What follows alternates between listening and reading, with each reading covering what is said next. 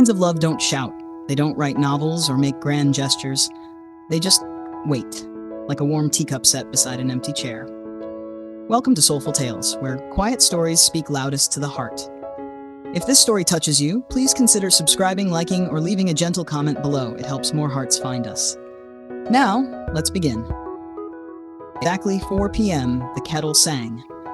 It wasn't loud, just a gentle whistle that slipped through the hallway and curled into the corners of the old house like a familiar melody. The kind you hum without noticing. The kind that lives in your bones. Evelyn moved slowly now. Each step was deliberate, each motion careful but never rushed.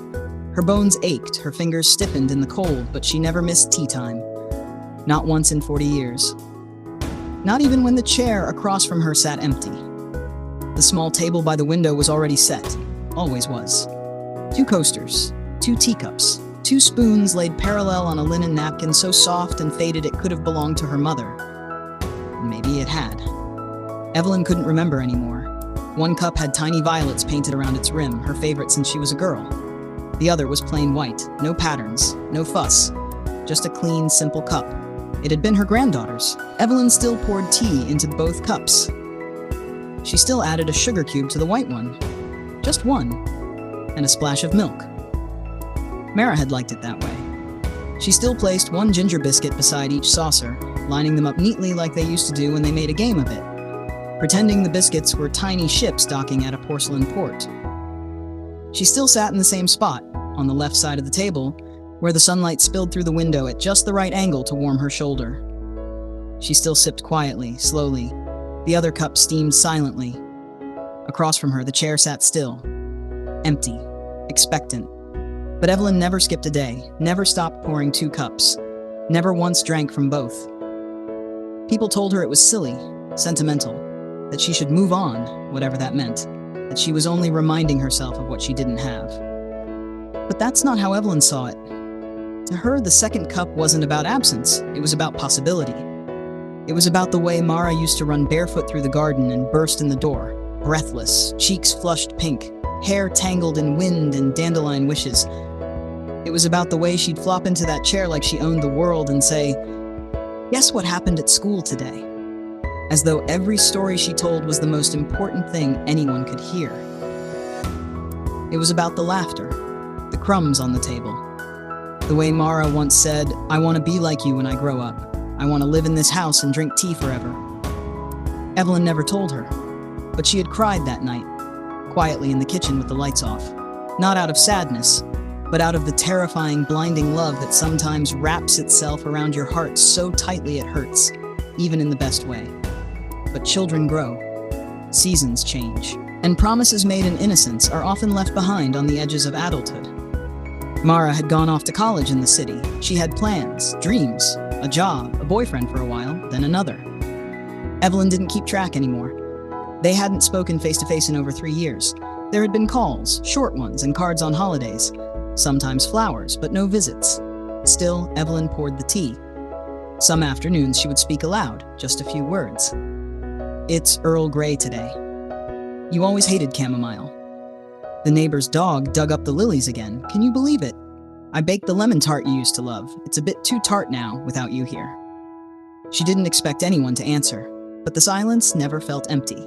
It felt like space, held, open, waiting, the kind of space only love could fill.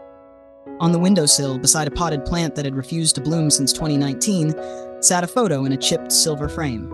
Evelyn and Mara, both holding teacups, both laughing, mid-blink, as though the photographer had stolen a second from a world too fast to capture it properly. The photo was slightly faded now, the silver frame tarnished, but Evelyn looked at it every day. She didn't need the photograph to remember. She remembered everything. The way Mara used to sneak extra sugar cubes into her pocket. The time she tried to make her own tea and spilled boiling water across the counter. The sound of her voice echoing through the hallway, calling, "Granny, where are you?" Some days Evelyn would smile. Some days she'd close her eyes and just listen to the quiet. But she never stopped setting the table for 2. Never stopped believing, even just a little, that one day the chair wouldn't be empty. That the second cup would be lifted, sipped, and set down with the soft click of return. Maybe tomorrow. Always, maybe tomorrow. Mara had not been born in that house, but it was the first place she ever truly felt safe. Her parents were young when they had her. Too young, perhaps. They loved her in the way that youth often does. Fiercely, clumsily, and inconsistently. There were months when things were good. When her mother would braid her hair and pack sweet notes into her lunchbox. When her father would lift her onto his shoulders and call her my little sunbeam. And then there were months when nothing was good. When rent was late. When arguments rattled the walls like storms. When Mara would hide in the hallway closet with her hands pressed over her ears, wishing the yelling would stop. Wishing for something softer. Evelyn arrived one night with a quiet knock and an overnight bag. "I'll take her for a bit," she said, "just until things settle." They never quite did. What was meant to be a week turned into a year. Then 2. Then most of Mara's childhood. Evelyn never complained. Not once. She turned the guest room into Mara's bedroom, bought her a little desk, painted the walls pale yellow, stocked the drawers with notebooks and colored pencils and jars of buttons she pretended were treasure. And every day at 4 p.m., she poured 2 cups of tea. It began with juice, of course. Mara had been 5, but Evelyn insisted on calling it tea, and she served it in real cups on real saucers with tiny biscuits she baked herself. They made it a ritual, a promise, a little pocket of peace inside a world that was often too loud and too uncertain. At first, Mara was shy. She sipped with both hands, eyes wide, unsure of how to belong in such stillness. But Evelyn never rushed her. She spoke gently, listened closely, waited for Mara's words to arrive like cautious birds. Small, fluttering things that needed quiet to land. And land they did. Within months, Mara was chattering like a brook in springtime. About school, about the book she was reading, about how the moon sometimes followed her home, and how she once saw a rainbow in her soup. Evelyn listened to every word like it was scripture. She didn't always understand, but she always cared. As Mara grew, so did the ritual. Juice turned into milky tea. Biscuits turned into scones. The stories changed from playground politics to high school drama. Evelyn adapted, always. When Mara dyed her hair blue at 16, Evelyn said nothing. Just poured her tea and offered an extra spoonful of sugar. When she failed math, Evelyn didn't scold her. She sat beside her and worked through the problems, one by one, until the numbers made some kind of sense. When Mara had her first heartbreak, Evelyn didn't give advice. She simply held her hand, poured her tea, and whispered, "The first cut is always the deepest, but darling, it's not the last time your heart will survive." Mara never said it, but she knew, deep in the softest part of herself, that her grandmother had saved her. From chaos, from loneliness, from becoming someone who didn't know how to love gently. At school, kids talked about how old people were boring, how grandparents just watched TV and smelled like mothballs. Mara didn't understand that. Her grandmother smelled like rose soap and baked apples. She read novels with complicated women and sang jazz when she cleaned the house. She once danced in the garden during a thunderstorm and dared Mara to join her. She made life feel like poetry. But even poetry changes. In her last year of high school, things began to shift. Mara got into a university in the city. Evelyn celebrated, of course. She baked a cake and hung a banner and called all the neighbors to tell them her granddaughter was going to be a real scholar. But something in her eyes dimmed just a little when the suitcases came out. She never asked Mara to stay, never once made her feel guilty, just hugged her a little tighter the night before she left. "You'll do beautifully," she said. "You always have." Mara promised to visit every month. "Tea time every 4th Sunday," she said, pinky extended. Evelyn laughed and hooked her own pinky through hers. "Deal." They kept the promise for a while. At first, Mara came home every few weekends, then every couple of months, then only for holidays. Calls became texts, texts became silence, not because she stopped caring, but because life, messy, loud, fast-paced life, swept her away. There was school, then internships, then rent, then bad landlords, then a broken heart, then another, then a job offer too good to turn down. Each time she thought about visiting, something else needed her more urgently. And Evelyn? She never complained. Never called in disappointment. She simply sent postcards, always with violets on the front. "Just made the lemon tart again. Not as good without you." Found your old scarf in the closet. Still smells like strawberries.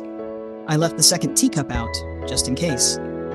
Mara kept them in a box under her bed. She told herself she'd go back soon. She'd surprise her grandmother. Maybe stay a weekend, maybe longer. But somehow the time never felt right, and the teacup remained untouched. Cities have a strange way of swallowing you whole.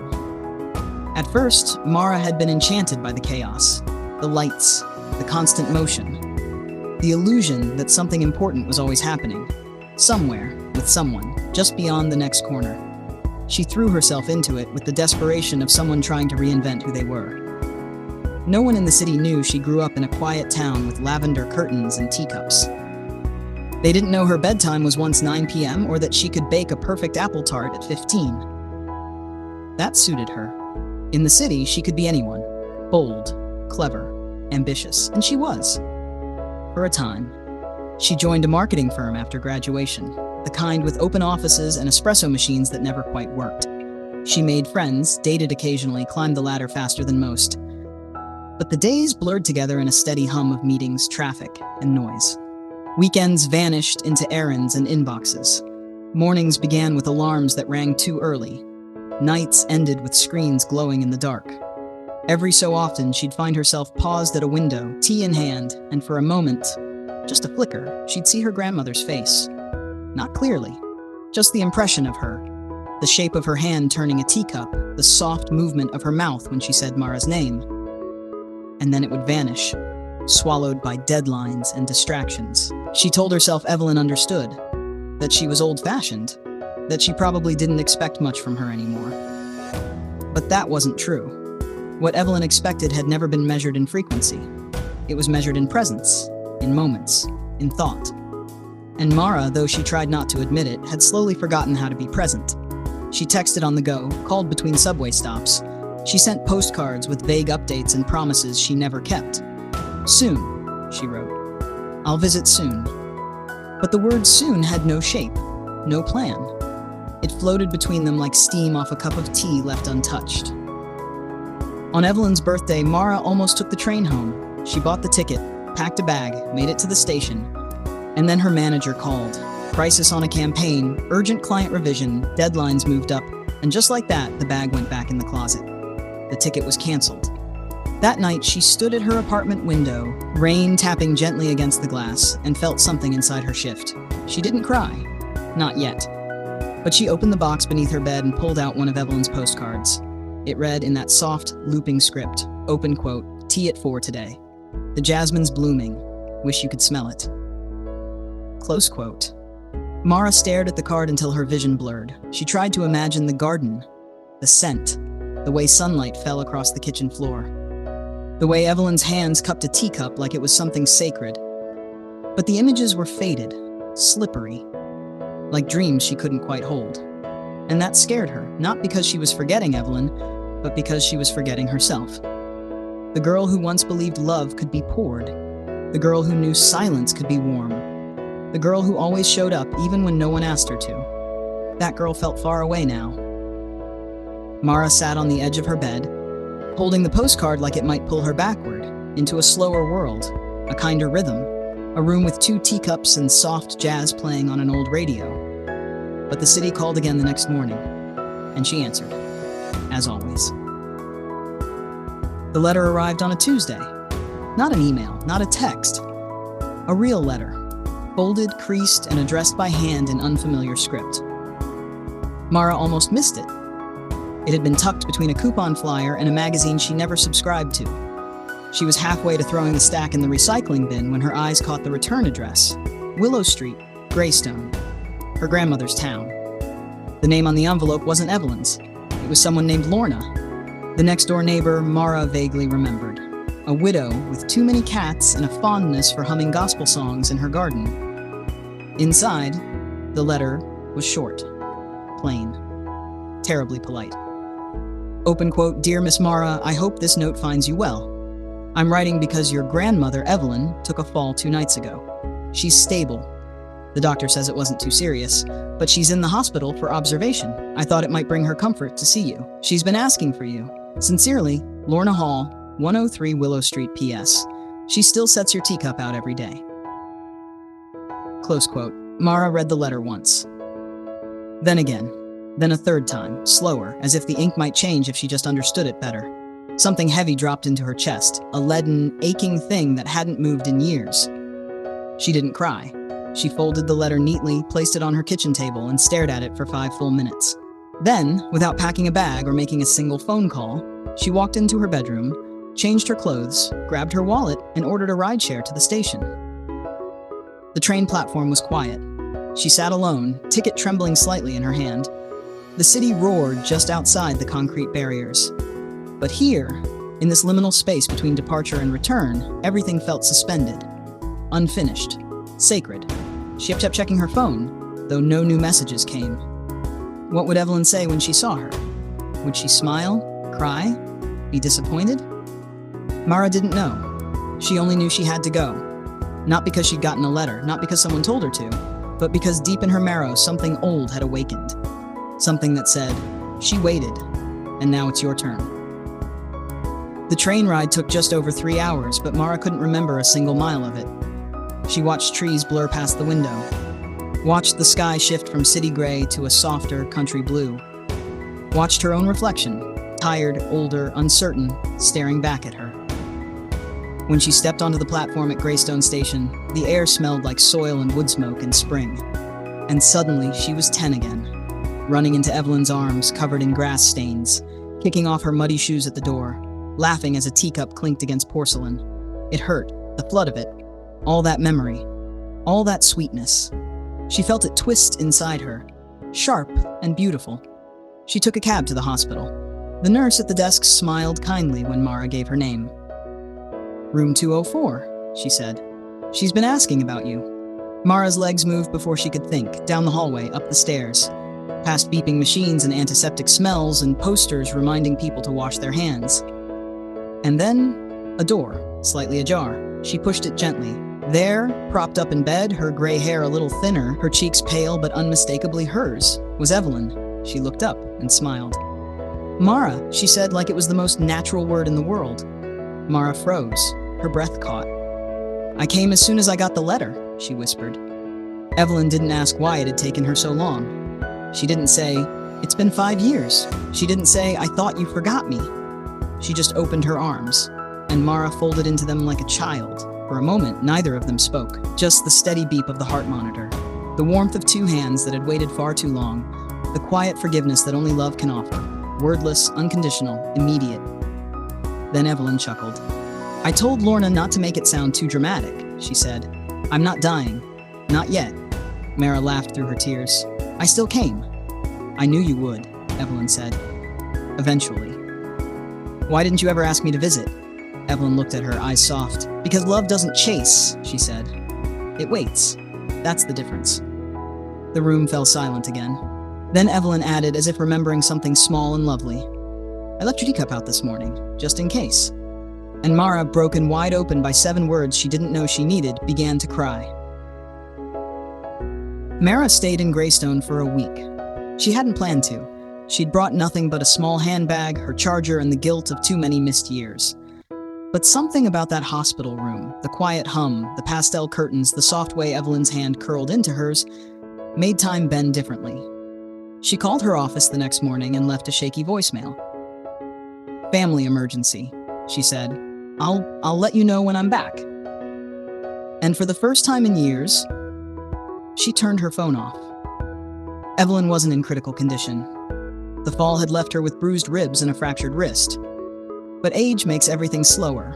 Bones heal in months instead of weeks. Energy flickers in and out like an old porch light. So Mara sat with her, brought her books, read aloud, played soft jazz from Evelyn's ancient playlist, fed her spoonfuls of warm soup while pretending not to notice how little she ate. Every afternoon they had tea. The nurses gave her a kettle. Mara brought the cups from home. Evelyn insisted on using that cup, the one with violets, for herself, and handed Mara the plain white one, her smile wistful. "Feels right again, doesn't it?" she said. Mara didn't trust her voice, so she nodded. They talked about everything and nothing. The neighbors, the garden, the strange fact that no one writes cursive anymore. At night, Mara went back to the house. The first time she unlocked the door, it felt like cracking open a memory too long sealed. The smell of lavender oil and old wood, the familiar creak of the floorboard near the kitchen, the slight dip in the couch cushion where Evelyn always sat. It was like walking into a version of herself she'd buried. She didn't sleep much. Instead, she wandered from room to room, opened drawers, touched books, found old photos tucked between recipe cards. In the study, she discovered a small wooden box labeled Mara. Inside were little things. Her kindergarten drawing of a teacup with legs, a lock of baby hair tied with green ribbon, a dried flower from the garden flattened between pages of a journal, and dozens of postcards, hers, that she had sent over the years. Every single one. Even the ones with just Happy New Year scribbled in haste. Even the ones that had felt meaningless to Mara when she sent them. They were all there. Kept. Treasured. Proof that Evelyn had never considered any word from her granddaughter too small. By the fifth night, Mara couldn't hold it in anymore. She sat at the table and stared at the two cups. One clean, one waiting.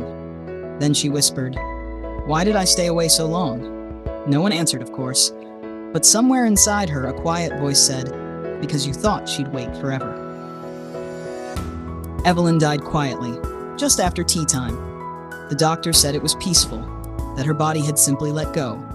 No pain, no struggle, just one long breath that didn't come back. Mara had been at the house, making lemon tart. She had promised to bring it to the hospital.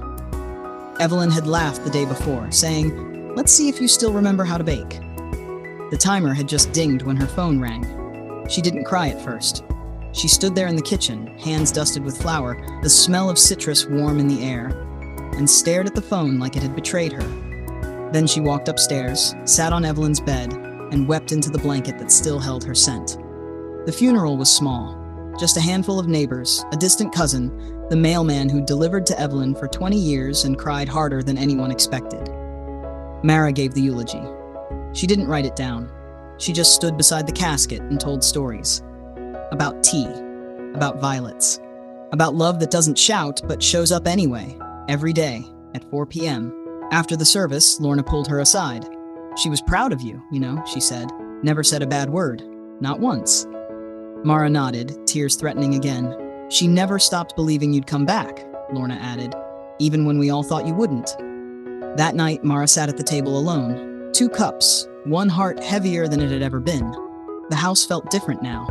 Not empty, just still, like it was waiting for her to decide whether to stay or go.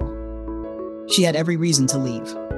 Her life was in the city, her job, her friends, the apartment she'd spent years building into a version of herself she thought she wanted to be. But none of that felt real anymore. What felt real was the cup in her hands. The silence, the smell of lemon, the soft weight of a love that had never asked for anything but time. So she stayed. 1 week turned into 2, 2 into a month. She tended the garden, cleaned the attic, repaired the radio Evelyn loved. She sat with the neighbor's cat when it wandered over and didn't move from her lap for hours. And every day at 4 p.m. she poured 2 cups of tea, not because she expected anyone to drink the other, but because she needed the space it held, the memory, the ritual, the quiet that still said you are loved. She began writing again. Journals, letters to Evelyn, small, handwritten things that she tucked between book pages and drawers. She realized slowly that the grief didn't want to be fixed. It wanted to be honored. Like tea, steeped slowly, poured gently, held with both hands. Spring arrived quietly in Greystone. The garden burst into bloom almost overnight. Tulips, crocuses, early roses. The jasmine Evelyn had mentioned in that last postcard wrapped itself around the back fence like a silent witness to all that had passed. Mara found herself waking earlier, sleeping better, breathing more slowly. One morning, she opened the drawer of the old kitchen hutch and found the recipe card for Evelyn's cinnamon scones, handwritten, smudged with butter. She baked a batch. The smell alone made her cry. Not from sadness, not exactly, from remembering, from presence. That afternoon, she set the table. But this time, it was different. She didn't place the second cup for Evelyn. She placed it for herself. One with violets, one plain white. She sipped from both, slowly, gratefully. It wasn't about pretending Evelyn was still there. It was about becoming what she had always been to Mara, a keeper of comfort. a maker of space, a witness to quiet love. That evening, she wrote a letter, longhand, and walked to the postbox at the end of the lane. It was addressed to herself. Inside, she wrote, open quote, "You came back, you stayed, you didn't let the silence scare you away this time, and maybe that's what love really is, returning, even after you thought you'd forgotten how." Close quote. She dropped it into the box, and when she returned home, the kettle was just starting to sing. Some people don't wait with words. They wait with rituals, with silence, with tea. Thank you for spending this quiet moment with us on Soulful Tales. If this story stirred something in your heart, please like, subscribe, or leave a gentle comment. Your support keeps these stories alive. And tonight, maybe call someone who once saved a seat for you, or pour a cup of tea for someone who isn't there, but always will be.